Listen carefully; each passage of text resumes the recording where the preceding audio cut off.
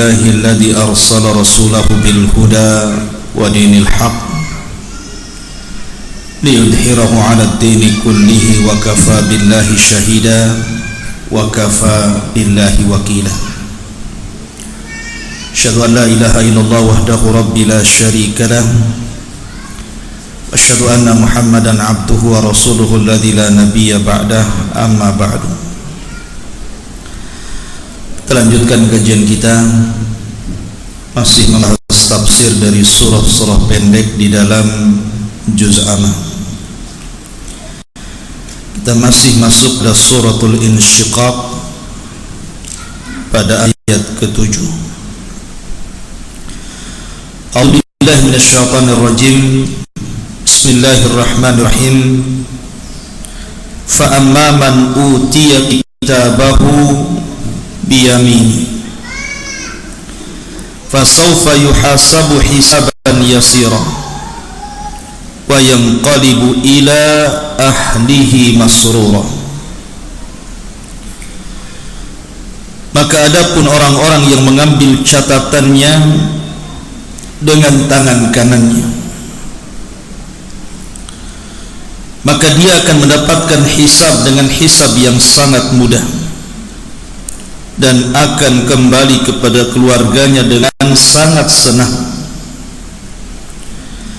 Wa amma man utiya kitabahu wara'a dhahri.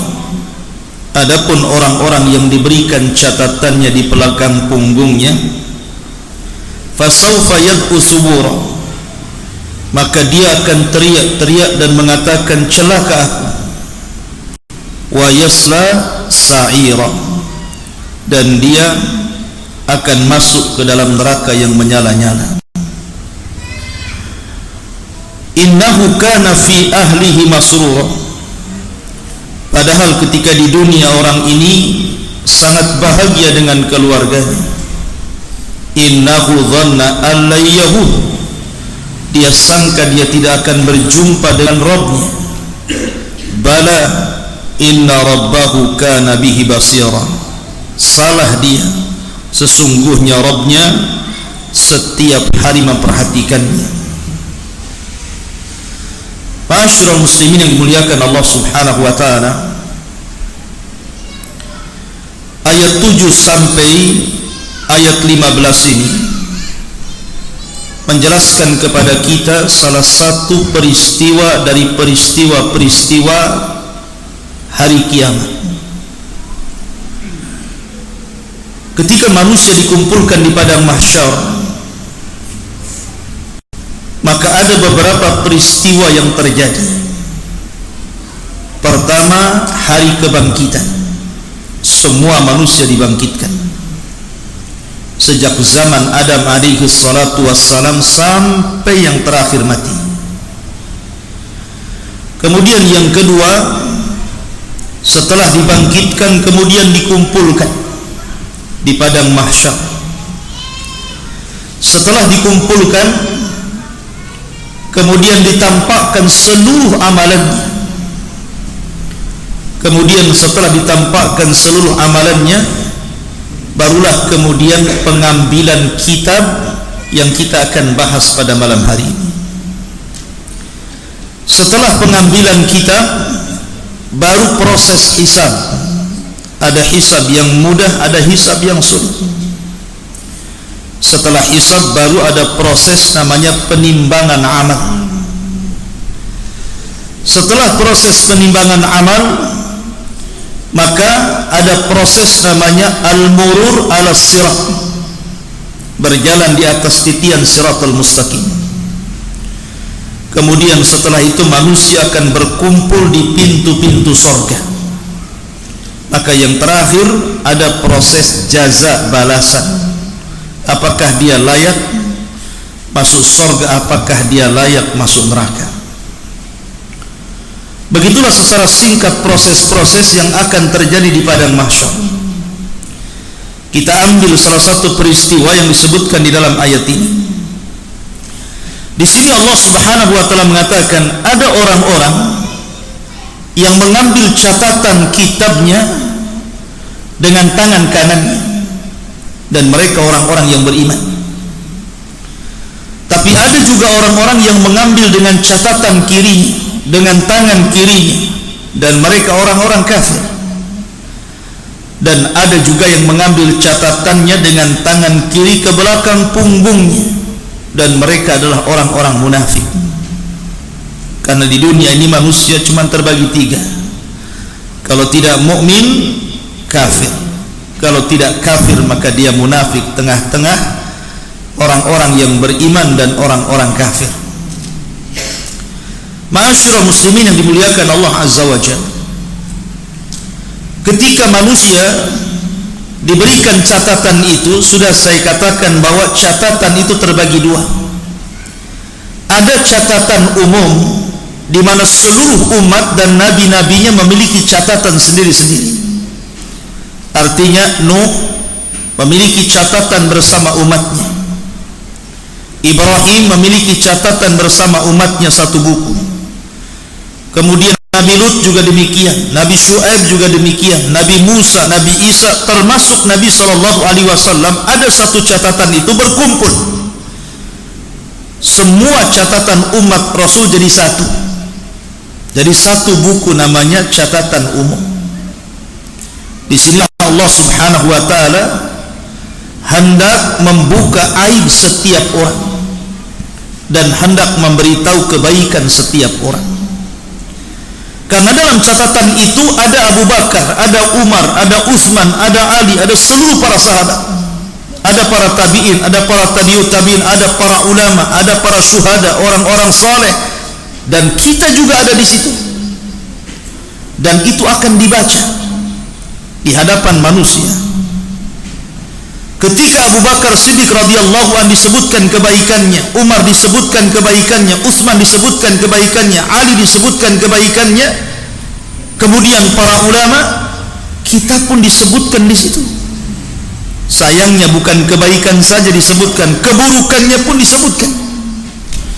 Dan di situ kita akan dipermalukan oleh Allah Azza wa Jalla di hadapan manusia. Karena ketika itu la takhfa minhum khafiyah, tidak ada yang tersembunyi, semua nampak. Dan kekhususan pada hari kiamat itu, orang diberikan ingatan dengan ingatan yang sangat tajam.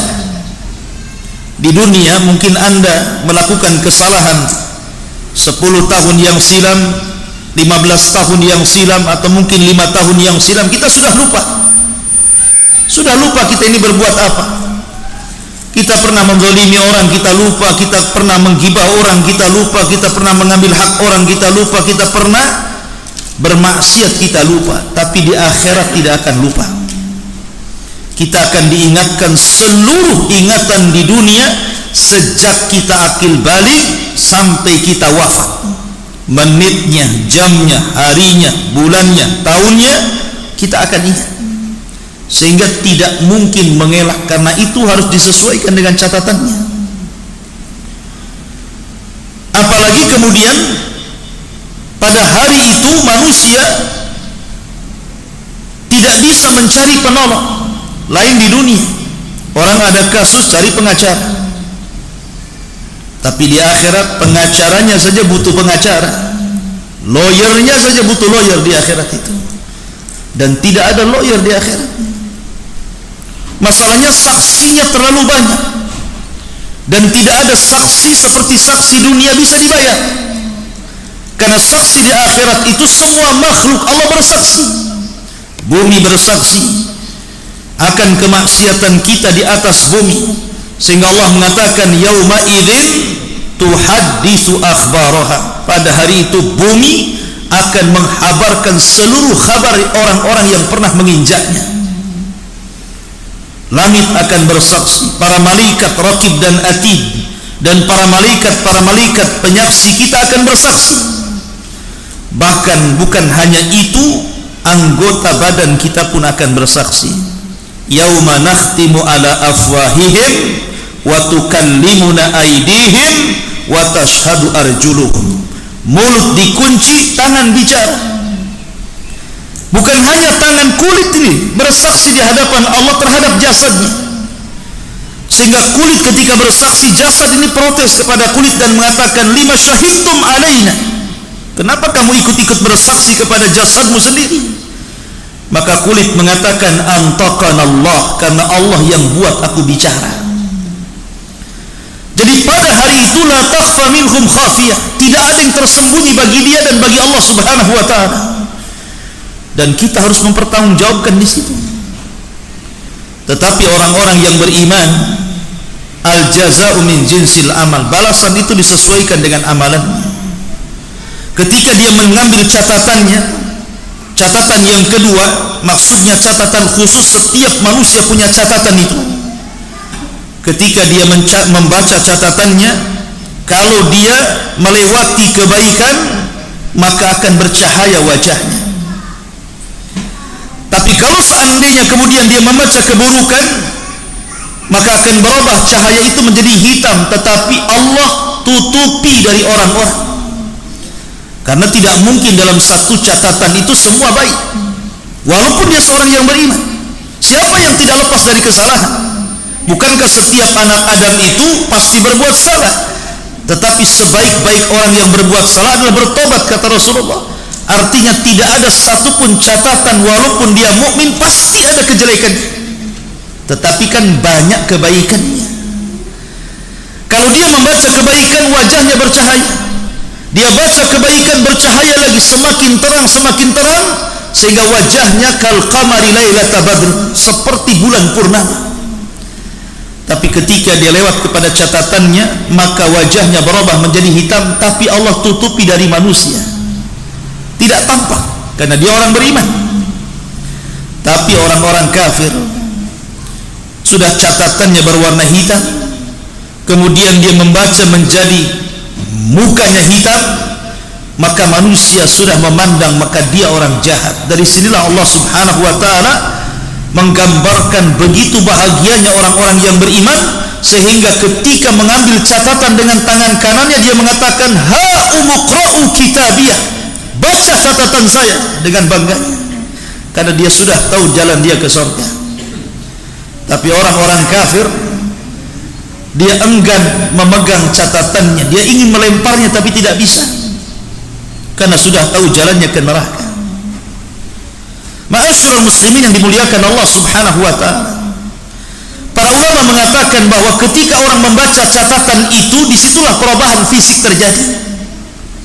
Jadi kalau seandainya yang membaca orang yang beriman, pertama wajahnya akan bersinar, kemudian badannya akan membesar, sehingga tingginya 60 hasta dan lebarnya 7 hasta, persis seperti perawakan Adam alaihi salatu wassalam.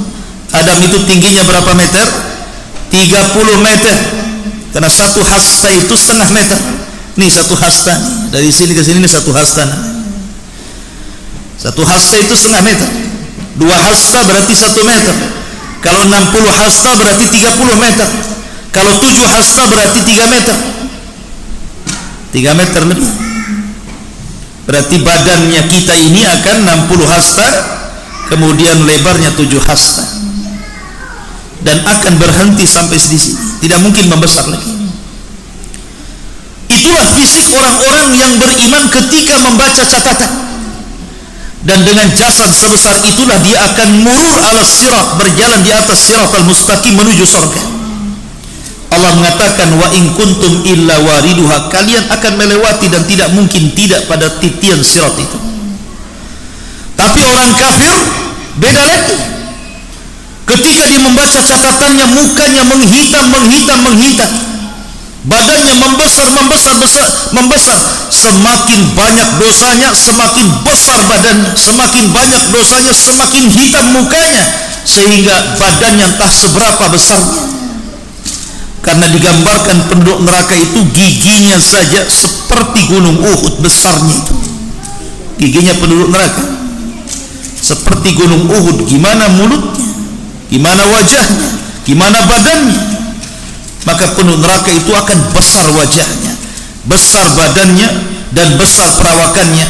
Tapi subhanallah, sebesar itu Jahannam tidak bisa penuh.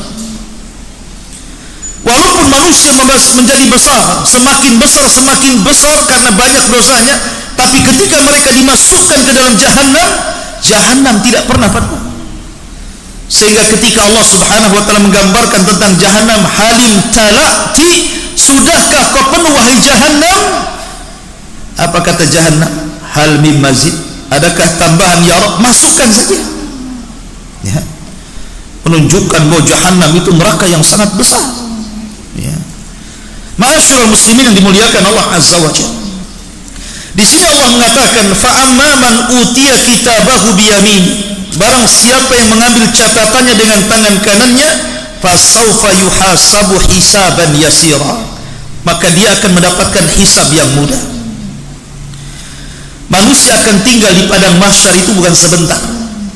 Khamsina alfasana, Allah sebutkan 50.000 tahun dalam kondisi berdiri, tidak duduk dan tidak berbaring. Kemudian matahari didekatkan di atas kepala 1 mil. Kemudian keringat bercucuran dan keringat itu menjadi kolam di sekitarnya. Ada yang tenggelam selutut, ada yang tenggelam sepusar, ada yang tenggelam sedada, ada yang tenggelam sampai ke lehernya, sesuai dengan kadar amalan. Dan dia akan berada di situ selama 50.000 tahun. Disinilah kenapa alasannya penduduk Mauqif itu tidak mungkin duduk, karena kalau duduk tenggelam dengan keringatnya, apalagi berbaring. Maka kondisi mereka hanya berdiri, ya yauma yaqumun nasu li rabbil alamin, pada hari manusia berdiri di hadapan Rabbnya semesta alam. Lah ketika itu apakah seluruh manusia akan sama tinggalnya selama 50.000 tahun? Tidak, kata para ulama. 50.000 tahun itu hanya untuk orang kafir saja. Karena orang-orang yang beriman, ada di antara mereka yang tidak dihisab, ada yang di antara mereka tidak diazab. Seperti hadis Nabi SAW, ketika dia bermimpi kemudian ditampakkan sebelah kanannya umatnya yang begitu banyak. Tiba-tiba Rasul mengatakan, apakah itu umatku? Maka Jibril mengatakan, bukan, itu Nuh, itu Musa dan kaumnya, itu umatnya Musa dan kaumnya. Ketika Nabi SAW melihat ke arah lain, rupanya ada umat yang jauh lebih banyak dibandingkan umat Musa. Maka dikatakan, nah itulah umatmu. Nanti pada hari kiamat umat Islam umat terbanyak. Kemudian dikatakan kepada Nabi SAW, minhum, di antara mereka umatmu itu ada 70.000 yadkhulunal jannah bighairi hisabin wala adzab. Di antara mereka ada 70.000 orang yang tidak akan disentuh hisab dan tidak akan diazab, direct masuk surga. Maka orang ini tidak pernah tinggal di padang mahsyar kecuali hanya lewat. Karena orang-orang yang tinggal di padang mahsyar itu untuk melakukan proses hisab. Nah ini nggak dihisab, nggak diazab, direct lah masuk surga. Tapi ada orang-orang yang dihisab, ada yang hisabnya mudah sehingga prosesnya cepat, ada yang hisabnya sulit sehingga prosesnya lambat. Yang hisabnya mudah, dia tidak akan tinggal lama di padang mahsyar.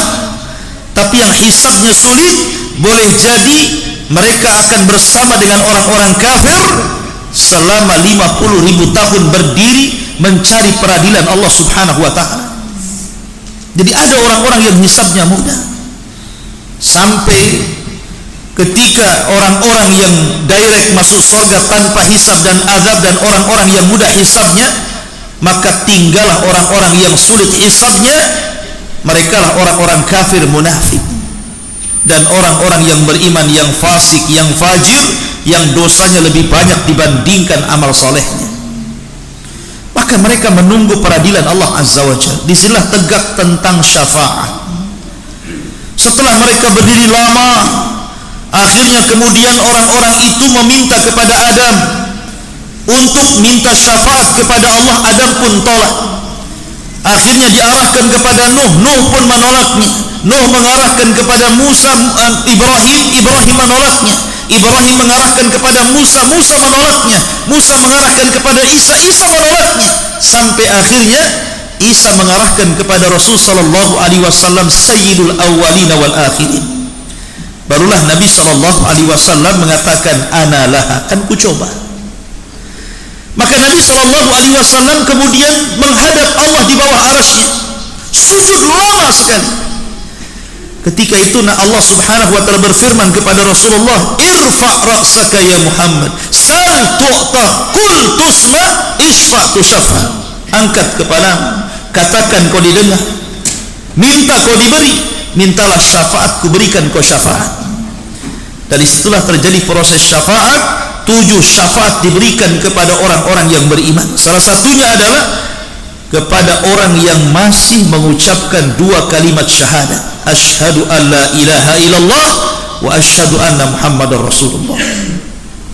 Ma'asyiral muslimin yang dimuliakan Allah Subhanahu wa taala, wa yanqalibu ila ahlihi masrura, dan pada hari kiamat orang-orang yang beriman akan kembali kepada keluarganya dengan sangat senang dan bahagia. Allah berfirman, walladzina amanu wattaba'athum dzurriyyatuhum biimanin alhaqna bihim dzurriyyatuhum. Orang-orang yang beriman kemudian diikuti keimanannya dengan keluarganya, maka pada hari kiamat orang-orang ini akan dikumpulkan dalam kondisi bahagia. Wa yanqalibu ila ahlihi masrura. Makanya ketika kita bercerita tentang alam kubur, ketika datang orang yang tampan kepada orang yang beriman, kemudian menemani selama di kuburan, menghibur, bercanda, sehingga tidak sadar tahu-tahu kiamat sudah hampir dibangkitkan. Kemudian orang yang baik mengatakan kepada orang yang beriman di kuburan ini, sebentar lagi kiamat akan tegak. Maka kemudian orang yang di kuburan yang beriman ini berdoa kepada Allah, Allahumma aqimis sa'ah ya Rabb, cepat tegakkan kiamat, cepat tegakkan kiamat, supaya aku bisa kembali kepada harta dan keluargaku. Kemudian dia mengatakan, siapa anda ini? Anda baik sekali menemani saya selama di kuburan.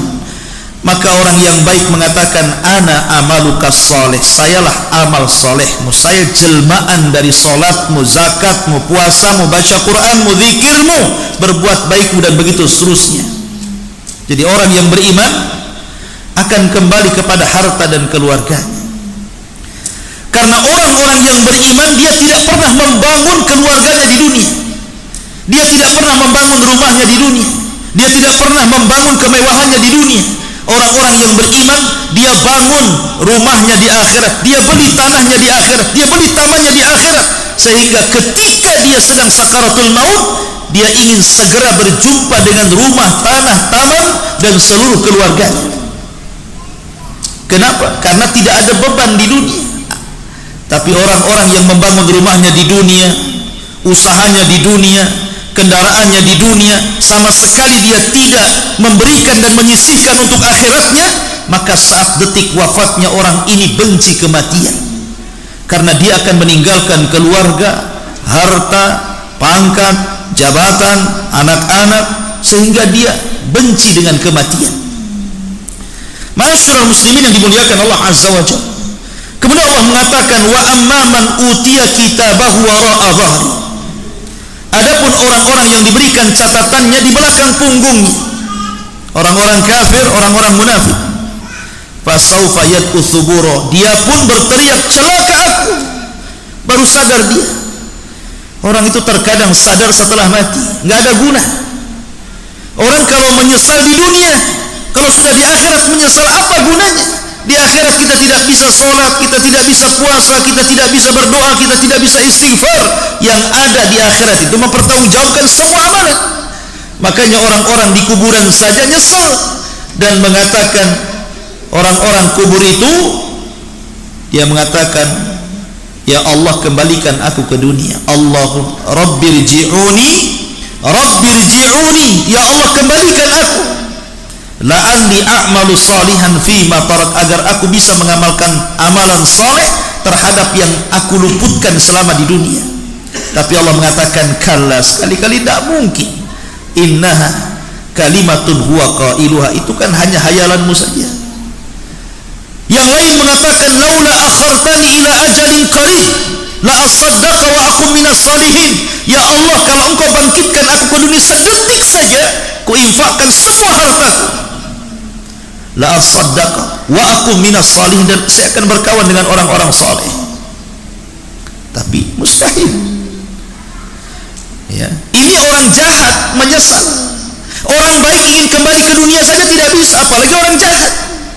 Sampai Abdullah bin Haram ketika dia diajak bicara oleh Allah Subhanahu wa taala setelah kematiannya, Allah berfirman kepada Abdullah bin Haram, tamanna ya abdi, minta sesuatu kepadaku wahai hambaku.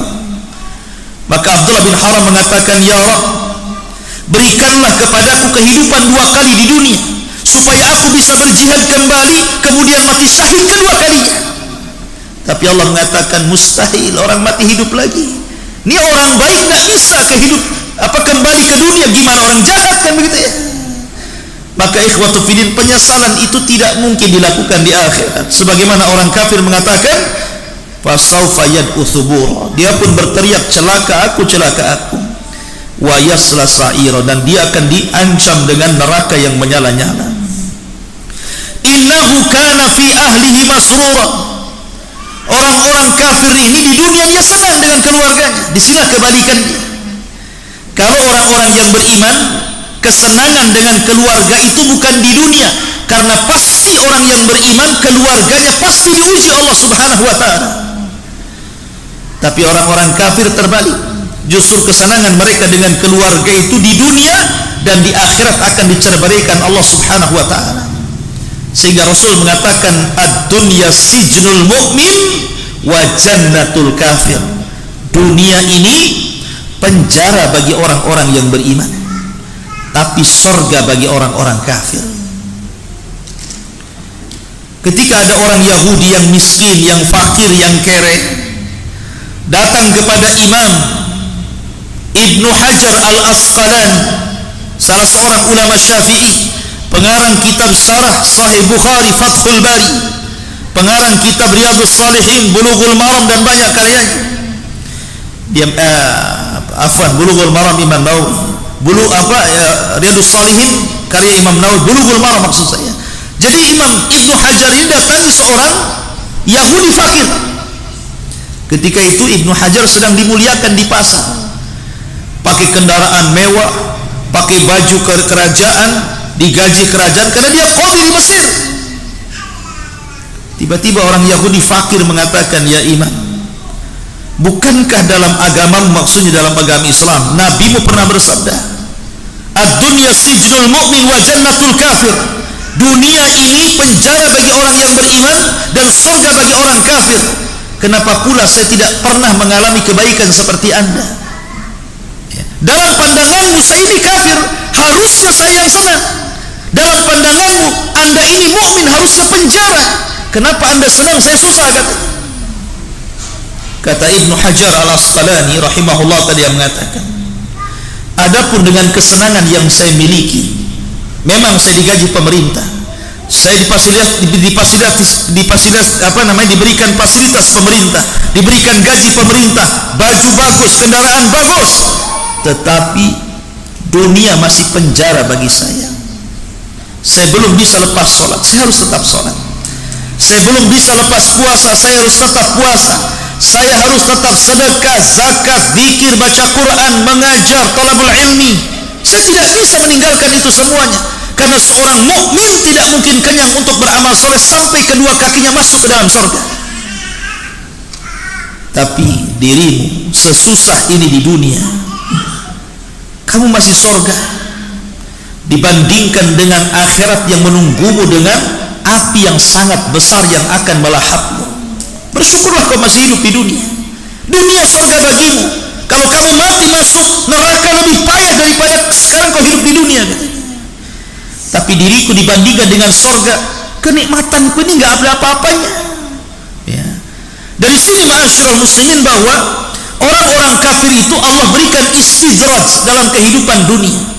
Jadi jangan sedih kalau antum melihat ada orang kafir kerjanya bagus, gajinya besar, rumahnya gedong, kendaraannya bagus, istrinya cantik, anak-anaknya banyak, tidak ada masalah, bahagia terus, jalan ke sana kemari, tidak perlu sedih. Kenapa? Karena Allah mengatakan innahu kana fi ahlihi masrura. Ketika di dunia orang-orang kafir diberikan kesenangan, tapi kesenangan mereka hanya sebatas istidraj. Wa umli lahum inna kaidi matin. Kami biarkan mereka senang sampai pada waktunya kami adab. Hatta idza farihu bima utu akhadnahum baghtah. Sampai ketika mereka bersenang-senang dengan apa yang kami berikan dari kehidupan dunia, mereka tidak sadar, tiba-tiba kami adab mereka sekonyong-konyong secara tiba-tiba. Istidraj. Tapi keluarga orang-orang yang beriman pasti ada ujian. Terkadang ujian itu beruntun, ikhwan. Anda harus sabar. Ya, Anda harus sabar karena keluarga yang beriman itu pasti diuji. Nggak diuji orang tuanya, diuji istrinya. Nggak diuji istrinya, diuji suaminya. Nggak diuji suaminya, diuji anak-anaknya. Nggak diuji semuanya, diuji ekonominya, diuji kesehatannya. Orang yang beriman pasti diuji. Sehingga ketika orang yang beriman ini berjalan di permukaan bumi, kemudian ujian terus beruntun kepadanya sampai dia keluar dari bumi sudah tidak ada kesalahan lagi. Karena ada dosa itu yang tidak bisa diampuni dengan istighfar, hanya bisa diampuni dengan kesabaran, dengan ujian. Sebagaimana ada surga itu tingkatan-tingkatan tertentu tidak bisa kita capai dengan sholat, zakat, puasa, haji, hanya bisa dicapai dengan kesabaran. Dan sabar itu tidak mungkin terjadi kecuali ada ujian. Dan Allah katakan innama yuwaffas sabiruna ajrahum bighairi hisab. Allah katakan sesungguhnya kami cukupkan pahala orang yang sabar tanpa batas. Sabar itu pahalanya luas.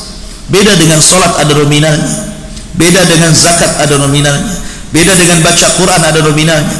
Tapi sabar tidak ada nominalnya. Saking banyaknya pahala orang yang bersabar itu. Innahu dhanna an la yahur. Orang-orang kafir itu mereka sangka mereka tidak akan berjumpa dengan Allah. Makanya kenapa orang-orang kafir itu hidupnya kayak binatang, tidak diperintah dan tidak dilarang, kan? Seolah-olah tidak ada larangan kepada mereka dan tidak ada perintah kepada mereka, sama dengan binatang. Karena apa? Karena memang Allah Subhanahu wa ta'ala berikan kesenangan kepada mereka. Allah berikan kesenangannya cash di dunia, tetapi dia tidak akan mendapatkan kesenangannya di akhirat. Makanya ketika orang-orang kafir dibangkitkan pada hari kiamat, dia berteriak-teriak dan mengatakan wa qala al-insanu ma laha. Orang-orang kafir berkata, ma laha, ada apa ini? Dalam surah Yasin, ya wailana man ba'athana min marqadina. Celaka diriku, siapa yang membangunkan aku dari tidurku ini? Tapi orang-orang yang beriman hanya tersenyum dan mereka mengatakan hadza ma wa'adar rahman wa sadaqal mursalun. Inilah janji Ar-Rahman kepada kalian dan benarlah ucapan para rasul. Kemudian Allah katakan bala inna rabbahu kana bihi basir. Orang kafir itu tidak menyangka bahwa mereka setiap hari diperhatikan Allah. Allah maha melihat, Allah maha mendengar, Allah maha mengetahui. Makanya orang-orang yang beriman sangat yakin. Ketika kita yakini Allah maha mendengar, maka orang yang beriman yakin bahwa setiap ucapannya didengar Allah. Ketika orang-orang yang beriman mengatakan Allah maha melihat, maka setiap perbuatannya dia yakin sedang dilihat Allah. Makanya terlahir menjadi orang-orang yang baik. Ucapannya tidak keluar kecuali santun, perbuatannya tidak keluar kecuali akhlak, dan begitu seterusnya. Tapi orang kafir, mereka tidak merasa diawasi, tidak merasa didengar. Makanya sekehendaknya idza lam tastahi fasna ma syi'ta, kata Rasul. Kalau tidak punya malu, lakukan sekehendaknya. Begitulah perbedaan orang kafir dengan orang beriman.